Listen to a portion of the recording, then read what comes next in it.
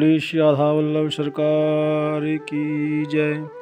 सदगुरुदेव भगवान की जय। बोलिए तिलपत वारे बाबा सूरदास जी महाराज की जय। ना गुरुरधिकं तत्त्वं ना गुरुरधिकं तपः ना गुरुरधिकं ज्ञानम् तस्मै श्री गुरवे नमः।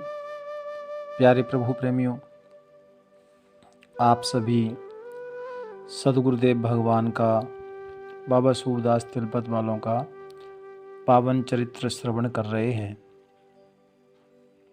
प्यारे भक्तों, आप सभी ने श्रवण किया कि तिलपत में बाबा सूरदास जी महाराज का किस तरह से वास हुआ, कैसे वहाँ पहुँचे, और वंशी वाले के नाम से जो जगह है, आजकल तो वहाँ बड़ा विशाल बहुत कुछ बन चुका है और बड़ा मेला लगता है वहाँ।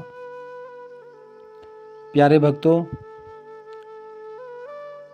सदगुरुदेव भगवान वही वंशीवारे का जो वन था, वनी जिसे बोलते हैं, वहाँ निवास किया है। धीरे धीरे गांव के लोग बाबा से जुड़ने लगे। सब लोग जाते थे और बाबा सबको एक ही संदेश देते कि भैया भगवान का नाम जपो, भगवान का नाम लो। और कई बार कोई व्यक्ति परेशान होकर भी आता गुरुदेव के पास। अब एक बार घटना घटी, एक वहीं एक सज्जन गुजर समाज से वो घूमता हुआ जंगल में आ गया और बाबा को देखा। ये बिल्कुल सच्ची घटना है। तो बाबा वृक्ष के नीचे बैठे हुए थे। बाबा को तो कुछ ऊपर की जो आँखें थी वो तो थी नहीं, सूरदास थे। तो लेकिन बंदा जब जंगल में आया तो बाबा ने दूर से ही बोला, भैया कहाँ ढूंढ रहे हो? ऐसे बोला, भैया क्या ढूंढ रहे हो? तो उस बंदे ने देखा शायद मुझे कोई देख रहा है। पास में आया तो देखा बाबा वृक्ष के नीचे बैठे हैं। तो उस बंदे ने कहा, बाबा मेरी भैंस खो गई और कल से ढूंढ रहा हूँ, पता नहीं कौन ले गया, वो मिल नहीं रही। बाबा ने कहा, वो मैं बताऊंगा। वो तुम्हारी भैंस जमुना पल्ली पार खादर में है, एक वृक्ष के नीचे बैठी है, जा ले आ। क्योंकि तिलपत से आगे जब हम चलते हैं मवई माधपुर की ओर, तो भक्तों वहाँ जमुना जी पड़ती है, खादर का एरिया है पूरा। तो खादर का एरिया उसको बोलते हैं। और दूसरा फिर जमुना पल्ली पार वो ग्रेटर, आजकल ग्रेटर नोएडा आ गया है। तो कहा उधर भैया वृक्ष के नीचे बंधी है, जा चला जाओ, वहाँ तेरी भैंस बंधी है। और वो बंदा वहाँ गया तो वाकई वो सारी भैंस उधर ही मिली। वो वापस बाबा के पास आया और वो आश्चर्य करने लगा कि बाबा को तो कुछ नज़र नहीं आता, लेकिन बाबा ने यहाँ से बैठे बैठे और जमुना पल्ली पार मेरी भैंस को, पशु को बताया। तो वो बाबा जी का धन्यवाद करने आया, चरणों में गिर गया। तो बाबा का एक ही संदेश था, भैया राधा वल्लभ लाल जी को भरो, जय जय राधा वल्लभ श्री हरिवंश श्री वृंदावन श्री वंचन। भक्तों, गुरुदेव के पास अनेक सिद्धियाँ थीं। आप वो कहीं भी बड़े बड़े महापुरुष मानते थे गुरुदेव को, लेकिन कभी भी उन्होंने सिद्धियों का दुरुपयोग नहीं किया। ना कभी एक रत्ती भी कोई दुरुपयोग नहीं किया। और इतने अंतर्यामी थे कि बैठे बैठे सब देख लेते थे, कहीं से भी कुछ भी। बाहर की दृष्टि नहीं थी, लेकिन अंदर की दृष्टि इतनी तीक्ष्ण थी कि 7 समुंदर पार क्या हो रहा है वो सब देख लेते भक्तों। तो और लोग उधर आस पीस के जो गांव थे, पल्ला और मवई, महातपुर, ये सब जमुना किनारे हैं साहब, फरीदाबाद में पड़ते हैं। तो धीरे धीरे जब गुरुदेव के लोगों ने जाना गुरुजी के बारे में, तो वहाँ के जितने लोग थे फरीदाबाद के 10-20 गांव, वो सब धीरे धीरे धीरे धीरे गुरुजी से जुड़ गए। और गुरुजी सबको बस एक ही बोलते, नाम का प्रचार करो। और वहाँ लोग जाते, संकीर्तन होता और गुरुदेव का सत्संग सुनते। और भक्तों, गुरुदेव के हर तरह के व्यक्ति आते, आम लोग आते, गांव के लोग आते, तो गुरुजी गांव की भाषा में उनसे बात करते। कोई पढ़े लिखे व्यक्ति आते तो उनसे पढ़े लिखी भाषा में बात करते। और कोई जर्मन, फ्रांसीस, कई और कोई बाहर का बंदा आता ना, उनको उसी भाषा में, उसी लैंग्वेज में बात करते। ऐसी अद्भुत शक्ति थी आप श्री की। और वो सब कुछ जान लेते थे, मन की सारी गल्लाएं जान लेते थे। कई बार कोई आदमी आता और उसको बोलते, भैया तू इसलिए आया है? बोले हाँ बाबा, मेरा एक काम है। तो बोले ये तो काम अभी ना होगा लाला, ये तो 6 महीना और रुक जा, 6 महीने बाद घर में बैठ जा, 6 महीना लगेंगे। ऐसे मतलब क्लियर कट सब कुछ बताते थे। और जहाँ जहाँ जाते थे कभी किसी से ऐसा नहीं कि किसी का काम हो गया, कोई व्यक्ति प्रसन्न है तो उससे सेवा लेना, नहीं। वो कहते थे कि नाम संकीर्तन करो। तो इस तरह से पूरे अपने फरीदाबाद में, फिर धीरे धीरे इधर नोएडा, ग्रेटर नोएडा, दिल्ली, गुड़गांव, इधर सब जगह जितने भी ये जो गांव थे, अभी तो ये शहर बन गए हैं। और मैंने तो स्वयं देखा है, नोएडा तो मेरे सामने ही बना है। जब मैं नोएडा में था तो इस सेक्टर 18 और ये 12-22, बाद बाकी ये सेक्टर 37 से आगे तो कोई निर्माण नहीं था। ऐसे ही लोग ट्रैक्टर से जाते थे। अभी जिधर ग्रेटर नोएडा बना है, दुनिया रह रही है, तो उधर तो मैं स्वयं, जो गुरुदेव के स्थान थे, लंगर लगते थे, मैं स्वयं जाता था पैदल, साइकिल से। ये घटनाएं जो मैं आपको बता रहा हूँ, ये बिल्कुल सामने देखी हुई घटना है। अमोघ शक्तियाँ गुरुदेव के पास थी भक्तों। तो प्यारे प्रभु प्रेमियों, तिलपत में गुरुदेव रहे और धीरे धीरे तिलपत से श्री राधा वल्लभ नाम की एक नाम संकीर्तन की एक गुरु महाराज ने ज्योत जलाई, वहाँ लोगों को जोड़ा और भगवान के नाम का धीरे धीरे धीरे धीरे प्रचार बढ़ा है। गुरुदेव ने वही काम किया जो परम पूजनीय श्री चैतन्य महाप्रभु ने किया। चैतन्य महाप्रभु ने भी यही किया था भक्तों। वो जहाँ जहाँ भी जाते थे, हरे रामा हरे कृष्णा, यही नाम का प्रचार किया। और वो आज तक आप देख रहे हैं, बिल्कुल यही काम गुरुदेव ने किया। श्री राधा वल्लभ लाल जी का नाम संकीर्तन पूरे धीरे धीरे धीरे धीरे पूरे NCR में लोगों के पास भेजा। और भक्तों, बड़ी अनन्य लीलाएं गुरुदेव की, मैं तो बखान क्या कर सकता हूँ, लेकिन अगले 1-2 दिन जो मैंने देखा है और जो मैंने सुना है बिल्कुल, और जो बंदों से मिला हूँ, वही घटना आपको बता रहा हूँ। परम महासिद्ध ये सदगुरु थे भक्तों। प्यारे प्रभु प्रेमियों, धीरे धीरे गुरुदेव भगवान का तिलपत से महातपुर में आगमन हुआ। और महातपुर में भी गुरुदेव महाराज कुछ दिन रहे। महातपुर के पास एक मवई गांव पड़ता है, आज भी है, वहाँ गुरु महाराज का आश्रम है, सूरदास आश्रम है। और महातपुर में भी आश्रम है। और महातपुर में आज भी साल में बहुत बड़ी गुरुदेव के नाम से परिक्रमा लगाई जाती है, जिसमें हजारों बंदे परिक्रमा देते हैं भक्तों। और वहाँ भी, उस गांव में भी गुरुदेव ने अनेक लीलाएं की। मवई में भी गए, गुरुजी रहे थे, तो पूरा सब कुछ बना हुआ था, लेकिन वो ज़मीन के अंदर रहते। अभी आजकल क्या होता है, लोग थोड़ा समाधि लेते हैं 2 घंटे की, 4 घंटे की, तो उसमें लोग आश्चर्य करते हैं। लेकिन वो तो बिल्कुल गुफा में अंदर ही ज़मीन के रहते थे। और ये नहीं कि गुरुजी ये सामने देखी बात है कि ये नहीं कि गुरुजी अंदर जो मिट्टी की गुफा है उसमें है, अंदर ज़मीन में जो गुरुदेव जहाँ रह रहे हैं किसी को नहीं पता। लेकिन बाहर कोई भी दुखियारा बंदा आता तो उस जमीन से जहाँ उन्होंने जो रास्ता बनाया, कैसे क्या किया, लेकिन उसका चिन्ह आज भी है भक्तों।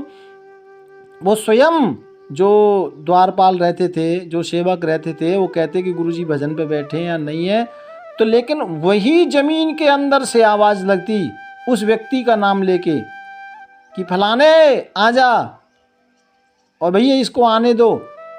इस तरह की आप श्री की दृष्टि थी। और कितने लोगों का महातपुर में गुरुदेव ने कल्याण किया। मवई गांव पड़ता है और ये सब फेमस हैं, आप कभी फरीदाबाद में जाए पता करें।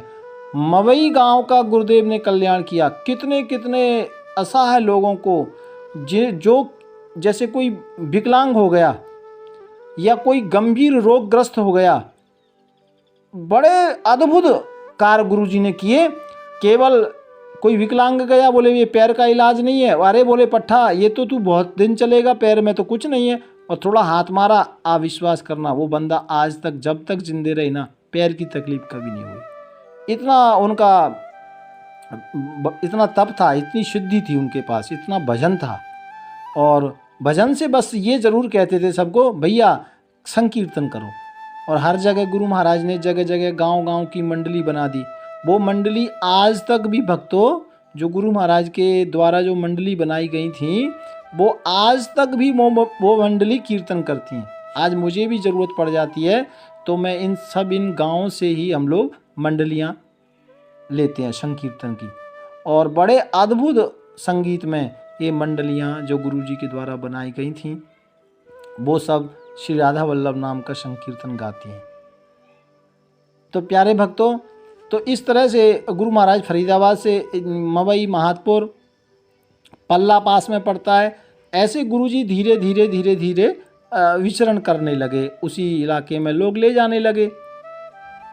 प्यारे भक्तों, उसके बाद गुरु महाराज का जो आगे जब चले तो फिर क्योंकि जमुना किनारा था पूरा, तो जमुना किनारे के इस तरफ आए, यानी ग्रेटर नोएडा में आ गए।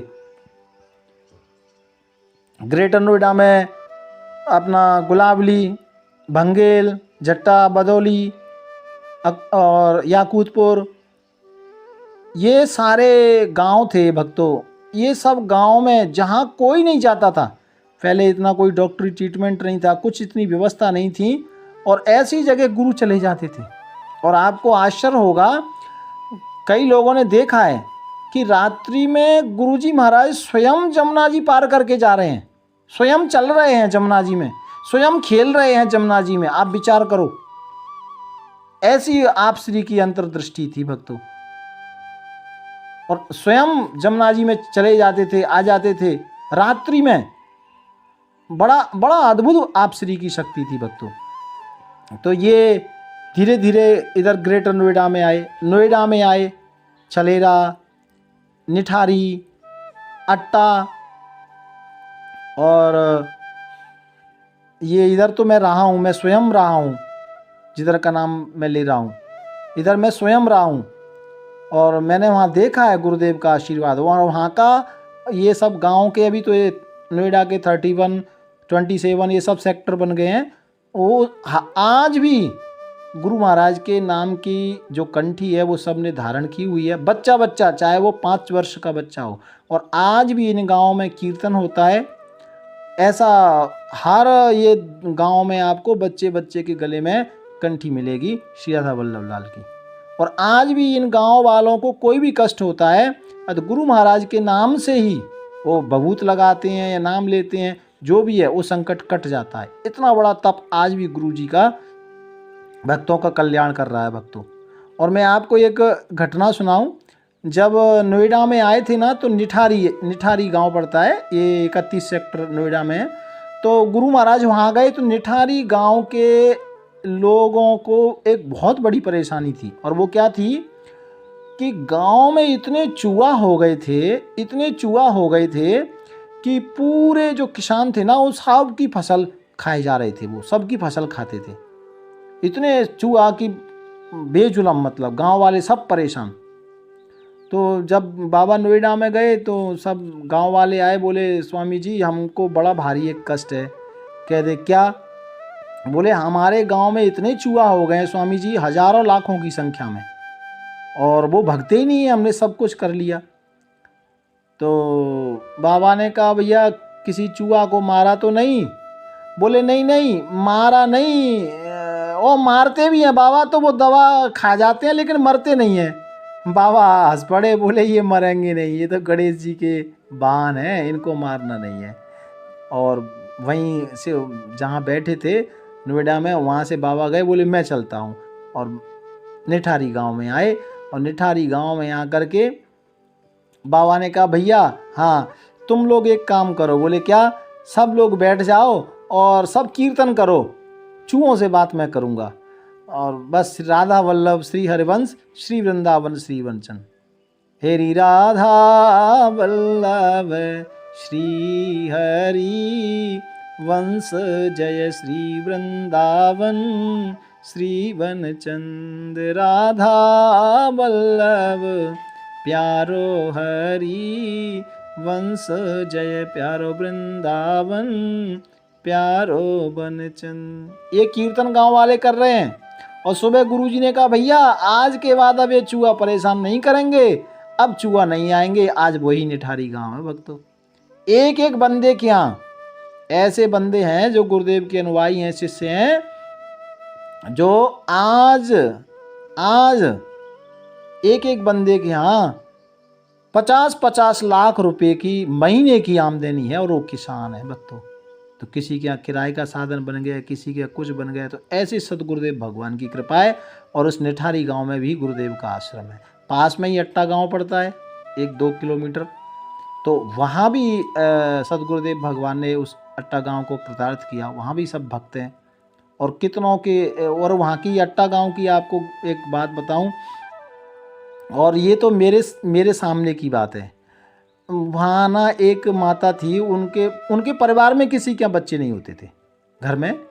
तो एक माँ थी, उनके यहाँ कोई संतान नहीं हो रही थी। तो वो गुरुजी के पास आए, बोले गुरुजी हमारे बहन की भी गोद खाली है और हमारी भी गोद खाली है, लगता है बाबा हम तो ऐसे ही चले जाएंगे। बाबा ने कहा बिल्कुल नहीं जाएगी लाली, तू चिंता मत कर, तेरे यहाँ तो बहुत बच्चे हैं। ऐसे बोला। अरे बोले बाबा कहाँ मेरे बच्चे है नहीं। बोले नहीं तो बच्चे है नहीं, बोले होंगे, तू चिंता मत कर। भक्तों अब उस माँ के यहाँ करीबन मुझे कंफर्म नहीं, लेकिन 4-5 बच्चे 6 बच्चे उनके यहाँ हुए। और उनके जो बड़े बच्चे हैं ना, उनका नाम है भिखारी। गुरुजी ने उसका नाम रखा भिखारी। और वो भिखारी नाम जो जिसका मैं ले रहा हूँ, वो बंदा वो मेरे को अच्छी तरह से जानता है, और मुझे गुरु भाव से वो देखते हैं। लेकिन मैं तो कहता हूँ कि भैया उसने मुझे, जब मैं 14 वर्ष का था, तो मुझे गाड़ी चलाना भी उसी बच्चे ने सिखाया। ये जो घटना मैं आपको बता रहा हूँ एकदम सच्ची है। और आज भी वो बच्चा अट्टा गांव में रहता है, और उसका नाम भिखारी है। और अभी तो वो भी 45-50 का हो गया। तो मतलब जो अखाट्य काम था, जो कोई काम कोई कर नहीं सकता था, वो गुरुजी के वाक्य में था। इतने लाखों लोगों के काम किए गुरुदेव ने, बहुत लोगों के कार्य किए। तो बहुत साधना से सिद्धियों का बहुत साधन गुरुदेव ने प्राप्त किया हुआ था, और उससे केवल और केवल भक्तों का ही कल्याण करते। और भक्तों का कल्याण करने के बाद बस नाम संकीर्तन कराते। और लोग उस समय का जो धन देते थे, तो गुरुजी को जो धन प्राप्त होता था वो सारा धन वहीं लगा देते थे। जिस गांव से जो प्राप्त होता वहीं मंदिर, धर्मशाला, कुछ ना कुछ निर्माण, गौशाला ऐसा कराते। इसीलिए जिन जिन गाँव के मैं नाम ले रहा हूँ, वहाँ हर गांव में मंदिर है गुरु महाराज का, हर गांव में। तो प्यारे भक्तों, इस तरह से गुरु महाराज फरीदाबाद से नोएडा आ गए। अब नोएडा में इन गाँवों का कल्याण हो रहा है। फिर इसके आगे ग्रेटर नोएडा में जो गांव हैं, उधर गुरुजी का जाना होता है, और वहाँ की भी बड़ी अद्भुत घटनाएं हैं भक्तों, और जो सच्ची हैं आज भी आप जाके देख सकते हैं। आप आगे सुनेंगे कि गुरुजी ने जमुना जी को भी मोड़ दिया, जमुना जी को मोड़ दिया, आज भी उधर ऐसा है। और ये कथा तो हम कल सुनेंगे। भाव प्यार से राधे राधे। बोलिए सद्गुरुदेव भगवान की जय।